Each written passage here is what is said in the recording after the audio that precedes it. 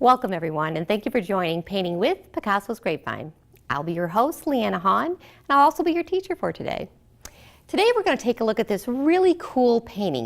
It's kind of got a little bit of hint of winter going on. It's kind of got that a little bit of a sunset, kind of in between seasons. It kind of reminds me of those trees that you see up north somewhere in Alaska. Just kind of far off in the distance. Some nice little snow falling. We've got some nice rolling hills and some great use of color here to create the sunset. So this one will be a lot of fun. We'll kind of practice on our techniques and blending, and then we'll kind of go in and we'll kind of talk about creating some of these trees and getting them to be very realistic looking.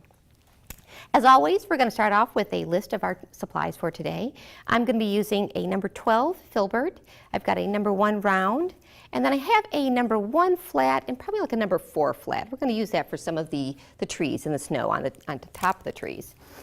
We're also going to use today some toothpicks. So this is kind of a cute tool, nice neat tool to be able to get those teeny tiny little dots and the stars up in the sky. We will be using acrylic paint, as always, and we got a nice array of different colors today. So we're going to be using purple, we've got red, we've got phthalo blue, we've got cad yellow deep hue, which is kind of like a yellowy orange kind of color. We have some black, we have pink, and of course some white. And then, as always, make sure that we have our dab rags to be able to get all that water off the brushes when we're washing them off and getting them ready, and then a nice cup of water. So, to get started, basically what we do is we always kind of look at our paint and say, okay, what goes first? So for us, we're going to start in the background. Now I'm going to be working from the top down. You don't necessarily have to. I find that comfortable. I find that easy to do so. And we're going to get down, get our colors in, get some nice blending. Then we'll put on our foreground here. We'll get our little, our hills and get a little bit of snow on top of that. And then at that point, for you folks at home, that would be the time when you go ahead and let that dry. I'll pick up another canvas and we'll continue. So to get going, I'm going to start with our blank canvas. And we're going to go ahead and kick this off with our number 12 filbert. Go ahead, dab that into the water. And we're going to start at the top and work our way down. So we started with this nice dark sky. So this dark sky is really going to be a combination of black and phthalo blue. Now, how dark is it going to be? And the answer is how dark you want it to be. So we definitely want to start off with something very darn close to black. But when you've got the blue blended in there, you still kind of see a little bit of hint of both. And we like that because we're going to be doing a transition down into the blue. So the question I hear from folks a lot as well is, well, how far down do I go? You know, and the answer is as far as you like. You want to have something that gives you enough room to transition through your colors and then ultimately end up with enough space here to put your foreground and be able to put your hills in. So what I don't want to see, and I see happen a lot, is rainbows. And that's what we're going to be working on today, is making those transitions between colors and how to do that so that you don't end up with that rainbow effect where it's solid lines and it looks like very distinct colors. We like to see those colors blending in together as they transition down the canvas. Now I'm going along the sides. I always like to do that. I'm not going to do all the sides, but it gives you the option. If you want to hang this beautiful painting up on your wall and you don't have a frame, you can do so. So just kind of getting some coverage on here. You see I've got a nice combination. It looks very dark probably on the screen with black and blue. I'm going to now move just into my blue, my phthalo blue, and continue down. One of the tricks in blending is when you start a new color, place that color on the canvas, move backwards into the color above, and then bring that down. You will pull some of that dark color down into your blue. Now you're going to notice as well, blues, purples, pinks, a lot of the colors that we're using, they're very translucent. So we're going to have to mix that up with white. White is a good base. It will make it solid. And you're going to ask, well, gosh, I don't want that really light color. I want the darker color. And the answer is you place it on there first, then you come back on with the solid color, and that's how you'll get a nice deep color. So I'm going to go ahead and just wash this up just a little bit. And I'm going to grab some of my purple, and we're going to continue with that transition down. And this is where you really start seeing some of that translucent. So what I'm going to do is grab just a dab of my white, go on top of that, and you see how it's kind of mixing with the blue. then grab my purple, go right back on top of that. And that's where you can kind of get the depth and the color without creating that translucent effect. So as you go over the two lines, that kind of gives you a nice transition. That's what we're looking for. So I'm going to quickly move on into our red. Now make sure that you are dabbing off your paintbrush into your dab rag. Again, we don't want that water. This can get really wet really fast, and we don't want the water to drip. So as you see, I'm already kind of going into my reds. Same issue, I'm going to grab a little bit of my white. I'm going to put that right on top. That will create a solid feel in the red. And then I'm going to grab some more red and go right on top of it. And you get a nice blending. So because reds and pinks are so darn close, I'm just going to go ahead and grab some of my pink and start bringing that in. I'll grab a dab of white to do the same thing. Now at this point, I'm going to start kind of making my blending a little uneven. So I don't want to leave this transition of what I'm kind of referring to as the rainbow effect. So I'm going to come over onto one side and bring in some pink. But I'm not going to bring it all the way across. I'm just going to let it kind of flow out here to the middle. Now, I'm going to go ahead and wash off my brush, and I'm going to transition into that cad yellow, the deep hue. And we're going to come over just a little bit on this side.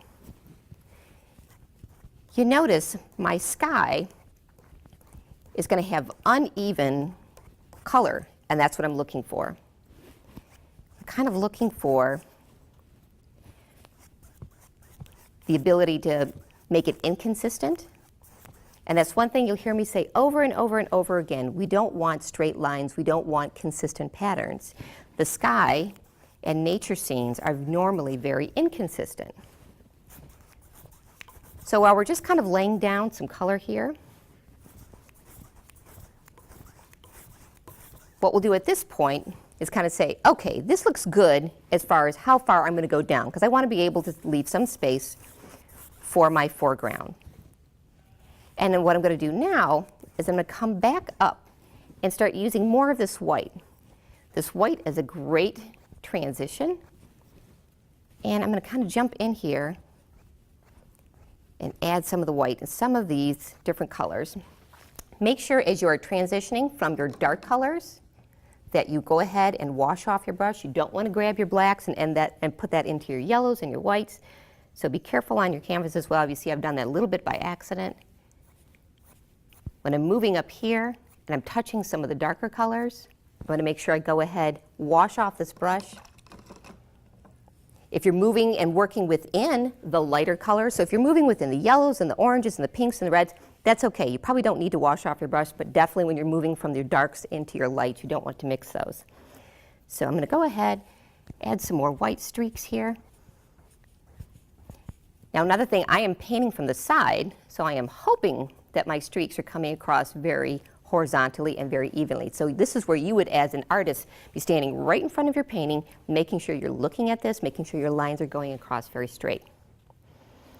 And then as well, I'm going to grab some pink. I'm going to draw some pink up here a little bit, just kind of mixing it up, and draw a little pink right into the yellow.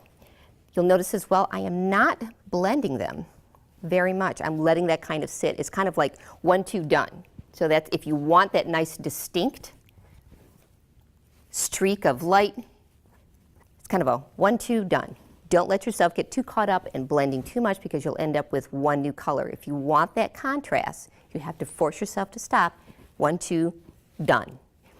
Maybe a third if you like it. So, all right. So I kind of take a look back and say, okay, do I like my transitions? Do I need any more white? I'm going to throw a little bit of white just right up here, kind of lighten up some of that blue. But I don't want to go into the black because the black represents the dark sky. And that's where the sun is already setting, we're already getting to nighttime, and we're going to put some stars up there. So we want to be able to leave that nice and dark so we can see it. If we feel good with that, and I think we do, we're going to move into our foreground. So let's go ahead, wash off that paintbrush, still using our number 12, and we're going to grab some more of that blue and black. Kind of mix that in. And our hills are just very nice and light and rolling. So one cautionary item, you've got yellow here and you're grabbing blue and black. Be careful that you don't end up with green. It's kind of not our intention. Not that it's horrible if you do, but try and avoid that. So I'm just taking a nice swoop down here in the middle and a swoop down here as well. Just deciding where is my hills. And I'm going to make a little section here, a little uneven. And we're just kind of fill it in. Again, just using that blue and black. You can make it as dark as you like. You can make it as light as you like. I kind of like the blue just because it's representative of snow falling on the ground. We're going to be putting some white highlights in there. So it'll look very nice. All right. So we'll do the same thing with our big hills. Let's just go ahead and fill them in very quickly. No particular stroke motion here. Do try to keep it going with the same direction of your hills. If you just want to get some coverage on, that's good. And then they do the same thing here.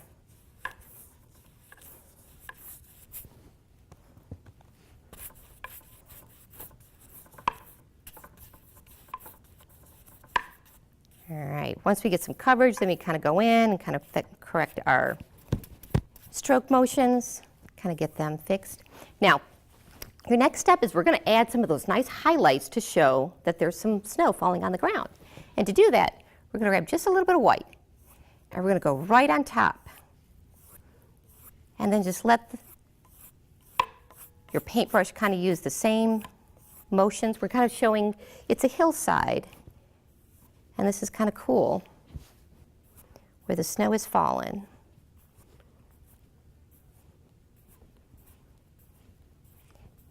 Just kind of let your brush take the same motion and outline of your hill and kind of continue across.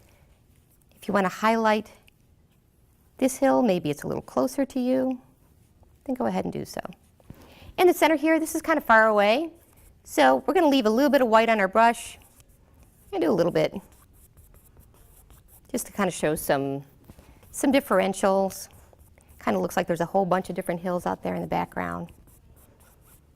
Nothing too specific. There you go. All right. Now, at home, this would be the point where you're actually going to take your break, let your paint dry. This is acrylic paint. Again, it dries really, really fast, usually 7 to 10 minutes, and you are good to go. For us today, so we can continue working, I have brought a painting that has already been brought to that point. So together we can continue on and kind of work on getting those trees in, kind of finishing up that little cabin, your little cabin off to the side, and I'll show you how to get the snow right on the top. So now I'm going to be moving into my number 1 flat brush because I want a nice thin line to create the trees. If you are having problems at home, perhaps your black has been sitting out on your paper plate for a little while, add some water to it. That's a great way to make it more liquefied and it'll flow across the canvas, especially if your canvas is now dry. So what we're going to do is we're going to just decide where is our trees going to go. So again, can't mess this up. You can put as many trees as you want, as few trees as you like. I'm not going to put all the trees on here, but I'll show you how to make these trees. I'm going to start with one that's just going to go straight up. I'm going to take it up pretty tall. Now, this type of tree, and one of the best ways to remember how to make a tree is to make them inconsistently. So I'm using the tip of my brush and making very light dabbing effect to create the top of the tree. Now I'm going to carry out these branches, and this type of tree has a lot of space in between the branches. And it's just a dabbing motion. As you notice, I'm kind of continuing down the tree. Now, I'm not going to make all my branches even. And that's where I kind of emphasize the inconsistency in nature. So this one's going to be maybe much larger than the other one. This one's going to be smaller. They're not going to be exactly spaced apart. Maybe we'll get some bigger ones down here, and we'll kind of then transition into a smaller one. maybe it's going to kind of point down towards the ground because it's got some heavy snow on it.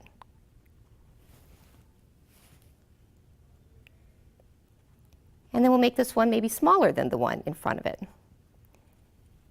Because at some point, this tree kind of starts small branch, gets kind of wide, and then kind of gets sparse again towards the base.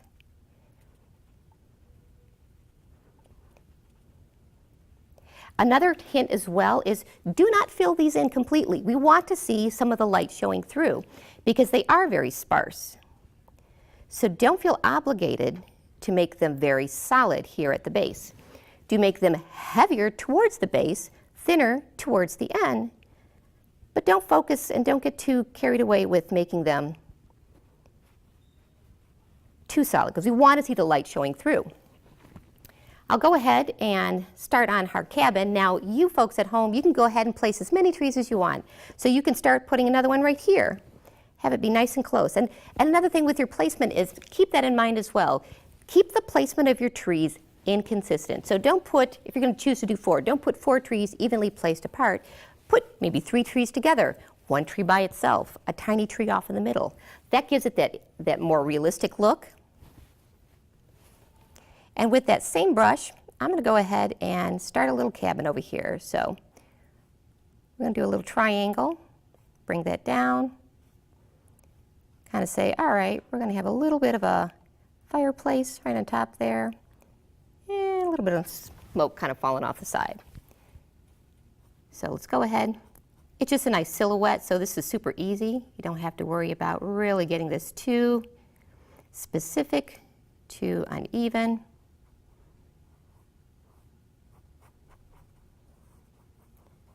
Go ahead, just drop some black paint on it. Kind of just get it filled in. Then what we're going to do as well is we're going to add some little brush, kind of growing off here on the sides. That's very helpful to kind of distract from that crisp line. Now you may like that crisp line because you're like, hey, that kind of reminds me of snow falling. And you have a nice solid blanket of snow sitting on top of the ground. I kind of like a little bit of the foliage. I think it kind of looks cool. You notice my brush is just going very kind of crazy. Every time it touches the canvas, it's really turning to a different direction. Just kind of placing it out there. Now, the next thing and the last thing that we're going to work on together today is really putting on the highlights and the snow on top of the tree. So using the same brush, I'm going to go ahead and grab some white. And I'm going to place the white very sparingly, but on top of each of these branches. Keep in mind, that's where the snow is falling. Now the snow is not going to fall too close to the base, so we're not going to put a lot of snow coverage right there on the base of the tree. But perhaps the snow is blowing. And I think everybody has remembered seeing at some point in time you've got snow covered on one side of the tree. So we will show that. That's a cute little trick, and it just kind of makes it more realistic. We'll just kind of come in here with the tip of our brush and just kind of put some dabs on one side of the tree. So we're going to say, hey, the wind was kind of blowing that way. And as well, we're going to add some snow right on top of some of that foliage that's on the ground. It's kind of getting covered in the snow. Again, I'm not trying to match the pattern that's already on the bottom of the screen. I'm just kind of jumping on top of it, creating a new crazy pattern. And the last thing we're going to do is we're going to go on top of this little cute little cabin, and we're going to show where the snow has fallen. So generally, the snow is going to fall on top of the roof. So we're just going to take a little bit of snow, place it there, a little bit of an outline just so we know what's going on. Kind of put it on top of our little chimney and on off to the side. All right, so this kind of gives you a good idea of what your painting is going to look like. For those folks at home that want to continue, you can choose to put as many trees. I'll kind of pull back the original. You can put as many trees as you want, as few trees as you want. The last item I'm going to show you, which is really kind of cool, is using the toothpick, because you get really tiny little dots. and we like that. We're kind of way off in the distance. So play with that, put as many dots as you like, put as few dots as you like. The last item I want to make sure that you keep in mind is cluster them together. Put a whole bunch together, then some kind of sparse off together, not that far close to each other. Group them, a few over here, group them, a few over here. Do not put them consistently spaced apart. Folks generally try to do patterns, just kind of in our DNA, and it looks so much more realistic when you cannot tell that there's a pattern. Well, thank you for joining us today. I hope you have picked up some great tips, some great helpful suggestions. Hopefully we've taken the scary out of starting painting at home. If you have any questions and you'd like to learn how to paint something like this, do send an email to info@picassosgrapevine.com. Thank you for joining us.